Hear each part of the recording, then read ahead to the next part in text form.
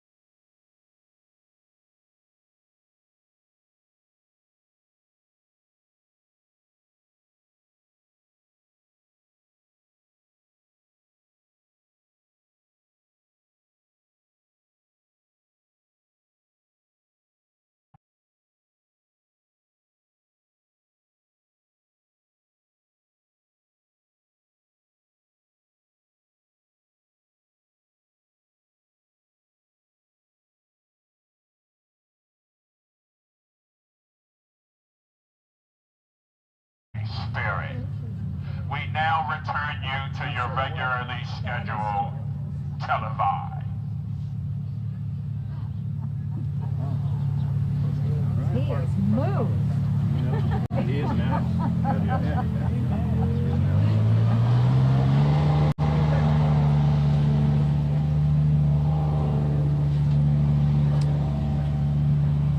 Let's try again. Ladies and gentlemen, John Hoven. Well, thanks to all of you for being. It really is a beautiful day to be outside and to have a chance to talk to all of you about this incredibly important issue. I want to thank Senator Langford for pulling us together to again focus the nation's attention on the crisis at the border. I also want to thank Senator Marshall for organizing a trip. A number of us are going down there again to make sure that we continue to call attention to this crisis and to do everything we can to force the Biden administration to enforce the law. This is about enforcing the law. Border security is national security. And he can do it, but he won't. He won't implement the policy that is required to enforce the border. Our Customs and Border Protection professionals, our Border Patrol professionals, they can manage the border. They can secure the border, but only if they're given the right tools. Look, by returning to the Remain in Mexico protocol and the Third Safe Country protocol, which we had under the prior administration, CBP and Border Patrol can and will secure the border. But the Biden administration won't do it. So they can continue to talk, they can continue to obfuscate. Alexandra Mayorkas can continue to obfuscate, but the reality is this. If the Biden administration puts those two policies in place, remain in Mexico and third safe country protocol, the professionals on the border, CBP and Border Patrol, will secure the border right now, not sometime in the future. Now, they showed they can do it under the prior administration. Again, this comes back to the Biden administration refusing to enforce the law, and everybody in America needs to know it. So when 2.5 million people come to this country illegally last year, more this year, and more after the health protocol, Title 42, ends this at midnight tonight, there'll be more coming. 2.5 million last year, already on pace for more this year. That will only increase with the end of Title 42. So every community across this country, when they have people, in their community, on the street, no food, no shelter, overwhelmed, and it's happening, as my colleagues have said, in every state in the country. When you see those people there, when you see the drugs, when you see the fentanyl, when you see the human trafficking, understand that it is simply because the Biden administration refuses to enforce the law. Americans elected him to enforce the law. He's not doing it. And so when he gets up there, or somebody in his administration gets up there and says, well, gee, we can't do it for this reason, or we can't do it for that reason, it's not the case. If they implement the third safe country protocol, the remain in Mexico protocol, the professionals down there will secure the border. We're not guessing on this, guys. It's already been done. We did it under the last administration. So this isn't theoretical. That's the cold, hard reality, and every American needs to know it. And every American needs to demand that the Biden administration enforce the law. Thank you, Senator Lankford, for getting us together to address this crisis. Look, in order to be a strong nation, we have to have strong borders, and right now, we don't have that. We're in the middle of the worst border crisis in our nation's history, and since President Biden took office, there have been more than 5 million illegal crossings. In addition to that, I mean, that's the most in U.S. history, but in addition to that, 1.4 million known gotaways. In addition to that, all of the unaccounted for unknown gotaways, including terrorists, human traffickers, and other bad actors that are taking advantage of our open southern border. Now, I've been there multiple times, and I'm going to be traveling there again today, so thank you to Senator Marshall and my other colleagues that will be going down there to visit with our Border Patrol and law enforcement. And they told me, in the times that I've been there before, that yes, we need a wall, we need border enforcement, we need funding, but what we really need, in their words, is an administration that has their back, and right now, they don't have that. I talked with sheriffs from all over North Carolina's 100 counties, and many of them came up to me saying the same thing. Every single county in North Carolina is now a border county because of Joe Biden's policies. We've simply got a president that has retreated from his responsibility to defend and to protect this country. And bottom line, this is a dereliction of duty. Securing the border, it used to be a bipartisan issue. Now, all of us here, we've got solutions in addition to, and that go beyond Title 42, which is ending at midnight. So I want to call on President Biden to change course, to open a dialogue so that we can solve this crisis together. We know what to do, and we know that in order to be a strong nation, we have to have strong borders.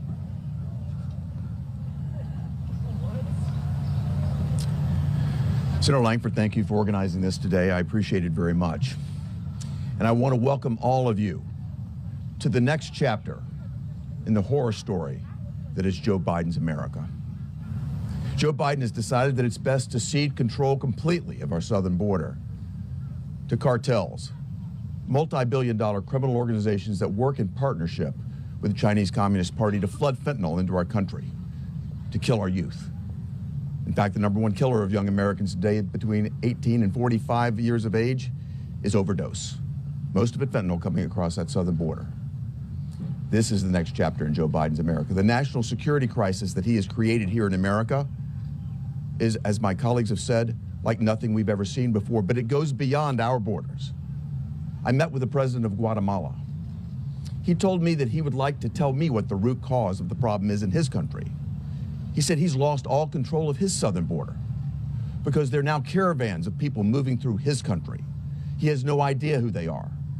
He's lost control of his sovereignty as a nation because of what Joe Biden has done to invite people from all over the world to illegally enter our country. Joe Biden is destabilizing the entirety of Latin America as a result of the policies that he's adopted. It's leading to deaths in my home state of Tennessee. It's turning every town into a border town. And this chapter is going to turn out to be the worst chapter in America's history if we allow it to continue. Republicans have solutions, but Democrats continue to block it. Yesterday, for the fourth time, I brought my legislation to the floor of the United States Senate to stop fentanyl border crossings, to modify Title 42, to make it permanent. And when drug smuggling is suspected, as it constantly is happening, our border agents would have the ability to turn people back. Democrats blocked it yet again last night. So we're about to witness another tragedy here in America, again, courtesy of President Joe Biden. Thank you.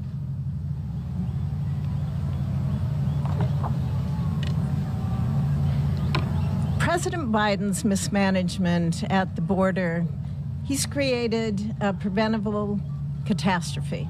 There's no question about that. You know, how do I know that? Well, I've been to the border. I haven't been to the sanitized show that our president and vice president's staff set up for them to see when they went to the border. We went to the border. We went to the detention, the processing centers.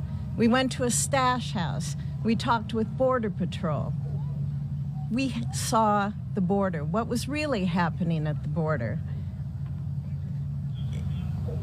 What we're hearing from this administration, the claims that there's no crisis, that the border is safe, that's false. You all know that. It's false. We have an administration now, they can't even say the words illegal immigration. It's been reworked into irregular migration. That's what we hear from the Department of Homeland Security. That's what we hear from the Department of Justice. Irregular migration. I don't understand why the administration can't be honest with the American people. They've had over 2 years to be honest with the American people. This is illegal immigration, and it's going to get worse.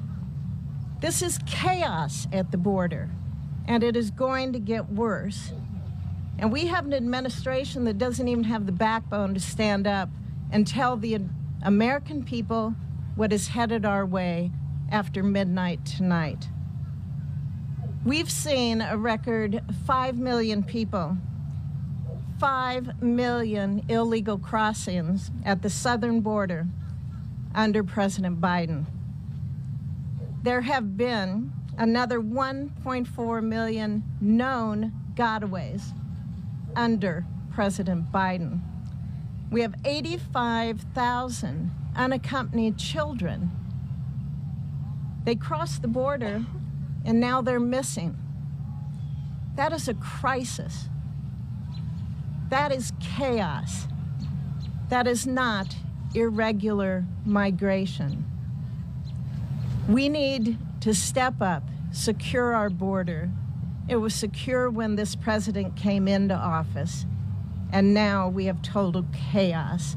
That is a humanitarian crisis, that is a fentanyl crisis, and it is a national security crisis.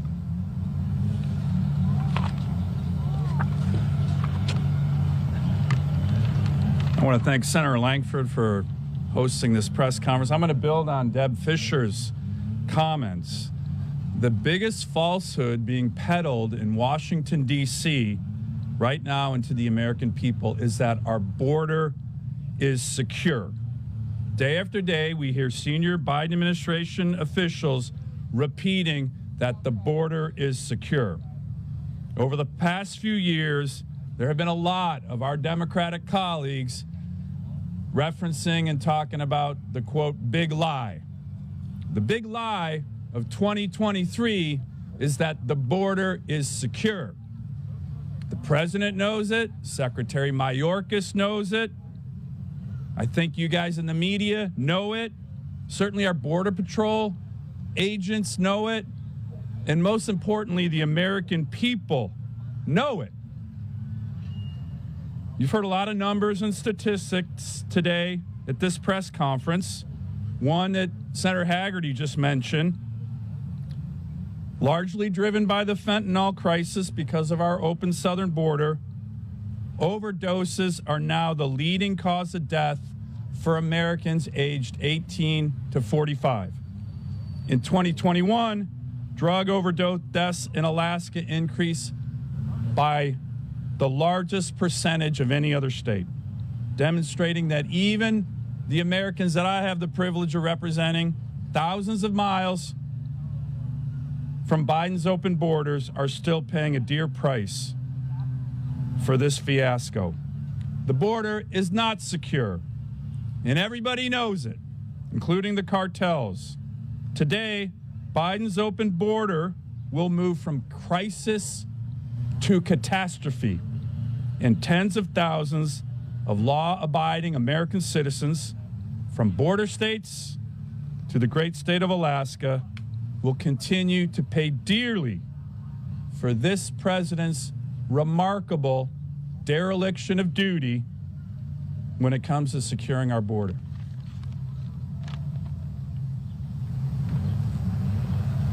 It's been said before, but it needs to be repeated. President Biden's handling of the humanitarian and security crisis at our southern border has turned that crisis into a catastrophe. The leading cause of death among Americans aged 18 to 45 is fentanyl.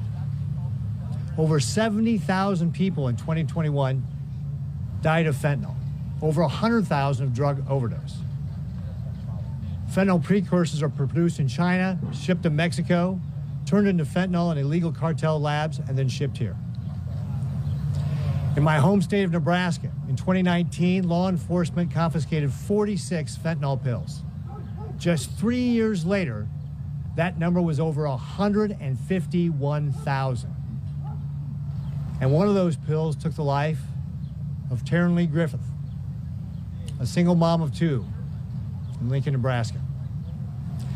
President Biden could use this health crisis of fentanyl poisonings to implement Title 42. He could do that today. Declare a health emergency around Title 42 because what is happening of drug overdoses in our country, and he is not doing it. I am calling on the president, declare that health emergency. Continue Title 42 because of what is happening in our country. We heard the other statistics. Over 5 million people crossing the border, 85,000 kids disappearing. This catastrophe at the southern border could have been avoided. The policies were in place. We know what we need to do. Among those things is the infrastructure like the wall. Better technology for our Customs and Border Patrol and more personnel. These are the things that they have told me when I've been down at the southern border the 3 times I've been down there. President Biden's job is to keep Americans safe, and he is not doing that. We need him to take action to secure our border. And the problem is getting worse. And that's why my Republican colleagues and I are here today to call on the president to take action to keep the American people safe. Thank you.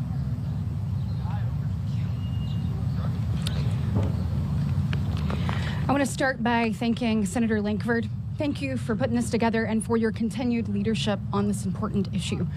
I also want to thank Senator Blackburn, Senator Ernst, and Senator Cornyn for giving me the opportunity to see this tragedy firsthand.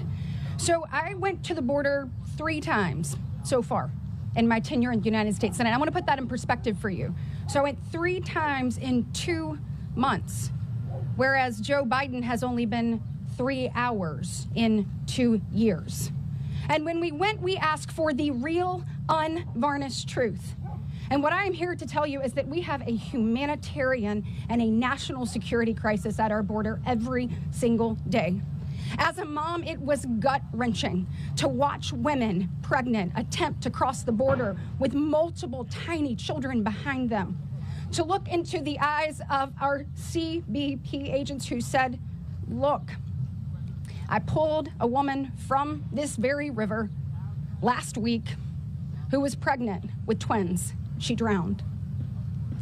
As a mom, to sit across from a young woman who told me it wasn't that she was raped every day, it was how many times a day she was raped at the hands of the drug cartels. As I've traveled the great state of Alabama, sitting across from a parent who told me he lost his son to fentanyl poisoning. When in the world is this administration going to wake up? We must seal and secure our border, put back in policies that just make sense and that keep Americans safe and our communities strong. Listen, what we are about to see happen over the next few days is going to be catastrophic, but it is nothing that we didn't know was coming. On January 26th, Joe Biden came out and said, we are ending the public health emergency and Title 42 on May 11th. Now, I want you to pay close attention to this timeline, because then on March 9th, he came out with his budget that cut the Department of Homeland Security by 1%. Now, let me tell you something. President Biden wasn't afraid of increasing things when he thought they needed to be, because he increased EPA by 19%. That decrease made it even more challenging to secure our border, to combat fentanyl, and to make sure that we put these traffickers in their place and enforce our existing immigration laws. There is no doubt that it is open season for human traffickers, drug cartels, and terrorists. I plead with the administration, the men and women behind me and in this building, we have real solutions. Come to the table. Let's secure our border. Let's put the American people first. Let's put the safety of our children and communities all across this country before anything else. Thank you. So just about every day now, I get text messages from folks back home just asking the same thing. When is the border going to be secured? What is it going to take? And just day after day, they hear stories of drug overdoses, of crime. They see on the news the different stories, and they think, what is the problem? When is this going to get better? That's just the simple question we're asking the administration. What is the problem? Why won't you do the task that you know you need to do? When is this going to actually get resolved? Let me open this up for questions. Yes, sir. Thank you, Senator. Jefferson Richmond with the Epoch Times. Should the GOP use immigration as leverage in the debt ceiling talks? In other words, not agree to the debt ceiling being raised unless there are measures to protect the border? And then my second question is, what was your reaction to Congresswoman Rashida Tlaib having an anti-Israel event on the Senate side, courtesy of Senator Sanders? So I would say every American has the right to free speech, including in this place, and we've seen it today as well. But I'm going to be loud and clear that we have an ally that's Israel, and we're going to stand by our ally Israel. As far as what needs to be in the debt ceiling negotiations, Speaker McCarthy and the president are finally sitting down.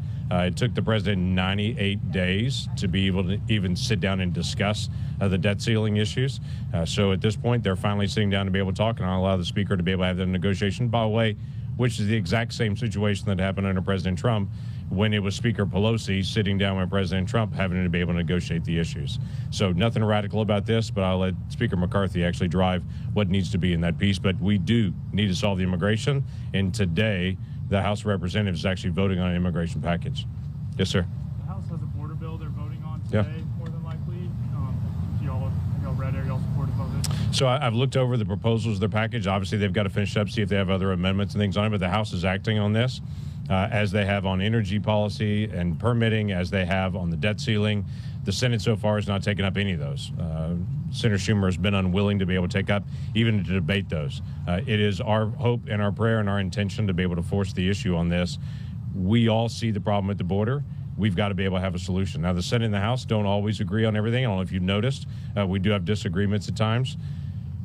But we've got to be able to get together to be able to resolve this. Some of the basic parameters of their bill dealing with how to be able to deal with the asylum loopholes that are there. finish building the border fencing. Some of those are pretty basic things that are just not controversial. Yes, ma'am. Obviously, immigration legislation has been a tough sell here in Congress for the past years. But with Title 42 ending, is there like a narrow piece of legislation that you think senators could come around relatively soon to address the influx that's going to be coming in with that? Our hope is to try to move on something as quickly as we possibly can to be able to get something resolved. Anyone who has eyes can see the problem now on the border. And there are lots of issues on immigration. And every time we talk about immigration, everybody wants to pile on one more issue, one more thing. But we do need to deal with securing the border. Well, I would say I always support my own bills, so those are the best. Those are 100% accurate every time on my own. But what we're seeing now is working through committees, multiple members that have been here today are bringing up different ideas. I think the Senate will pull together multiple good ideas from different bills and to be able to combine a bill. It can't be so big that it doesn't get done because it's obvious this is a major problem. The administration, by the way, does have the tools to enforce the asylum policies. They have those tools right now. They've always had those tools. They've just chosen not to be able to use them. So, yes, ma'am. Can you just address the broader issue, though? Is there any momentum at all for comprehensive immigration reform? Can you poll the Democrats who are concerned about the border? And a number have been, like, vocally concerned about Title 42 ending. And then I just have a separate question about the debt ceiling. So I would say I hope that we can get an immigration bill. If you start talking about comprehensive, that ends up being a 3,000-page bill with lots of issues that gets weighted down in committees as we're going through the minutia of it. Securing the border has not been a controversial issue in the past. It's clearly a problem that everybody can see. If you go back in the past, we were voting in a bipartisan manner in the Senate and in the House to be able to add border fencing. Now suddenly border fencing is controversial. Again, some of these issues are just not controversial to be able to resolve. The asylum issue is the big loophole that does have to be closed, and we've got to be able to resolve that issue. So whether we can do a comprehensive bill that weighs down and then falls on its own weight, I doubt it. But whether we can deal with a smaller, more tailored bill that may have multiple topics but deal with the key issues there, I think it's possible. And I'm going to keep working as if it is. What would your follow-up on that? And on the debt ceiling, just ask you, President Trump last night is urging Republicans to, quote, do a default if you don't get the massive cuts that you want, saying you might as well do it now, you're going to have to do it later. Just wonder if you agree with this. So I think we do need to be responsible to the way we handle the debt. We've had a debt limit vote that's happened decade after decade. Both parties have come to the table to be able to negotiate this. Both parties have actually approached it, but we do need to have negotiation. Speaker Pelosi held up the House and said she would not approve a debt limit until President Trump had increased spending. And I think President Trump is saying it's now the Republicans' turn to be able to say we're going to decrease spending on this. President Biden has tried to increase spending $2 trillion. $2 trillion. And it's not unreasonable to be able to say, let's slow down the rate of spending. And so I'm going to let Speaker McCarthy actually be the lead negotiator on this, but we need to be able to do the right thing, keep a stable market, and continue to show that the Americans are the adults in the world stage. Yeah. Yes, sir. You touched on the asylum issue. How should security be balanced with the humanitarian and asylum issue here, especially when you have potential legitimate asylum claims coming to the border? And then you have countries like Venezuela saying, we're not going to accept deportation. So when you deal with a Venezuelan that's coming through, they've already come through about 7 countries before they ever got here. The rule in most countries in Europe, certainly the law that's in Canada, if you arrive in Canada and you're from Venezuela, the first question that they're going to ask you is, did you request asylum in the countries you traveled through? If they say no, they're going to turn them right back around. That's in most countries in Europe, the same thing. The typical thing on asylum worldwide has been you go plead asylum in a country that's nearby. Well, last time I was in Yuma, Arizona was in January. When I was in Yuma, I looked on the board on how many countries were coming through that month, and I was fascinated to be able to see there are more people from Uzbekistan than there was from El Salvador that particular month I was in Yuma, Arizona. Those are folks that have traveled through multiple countries and continents to be able to then pay the cartel to be able to cross the border. That's not an asylum request. That's economic opportunity. So we're open for asylum seekers. We do have a humanitarian nature, and our country has always had a humanitarian nature. But if these are individuals traveling through multiple countries that have not requested asylum anywhere else because they say, well, I've got a cousin that lives here in America and I want to be able to join them, well, great, there's a legal way to be able to do that, but it's not asylum. That's ignoring the basic premise of asylum. So the thing that needs to be done with asylum is have a higher screening standard so that you're not released into the country and awaiting a 10-year process to be able to request asylum.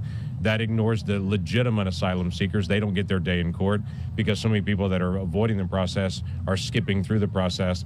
But it also puts out a global message that says, hey, if you want to seek asylum, we have great compassion. Go to a nearby country and do that just like we do in the rest of the world. So let me take one more from somebody who hasn't asked a question. Anyone else? Okay, you get a last question then. Thank you, Senator. Republicans claim the Biden family has no business venture to justify the millions spent from foreign sources.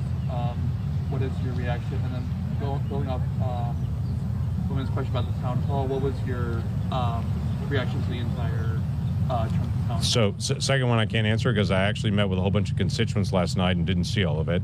On the previous one, I'm going to let the House be able to drive that messaging as well. They're the ones doing the investigation, be able to walk through all the data and the information. So y'all, thanks for coming out. Thanks for being a part of the dialogue today. Let's get the message out.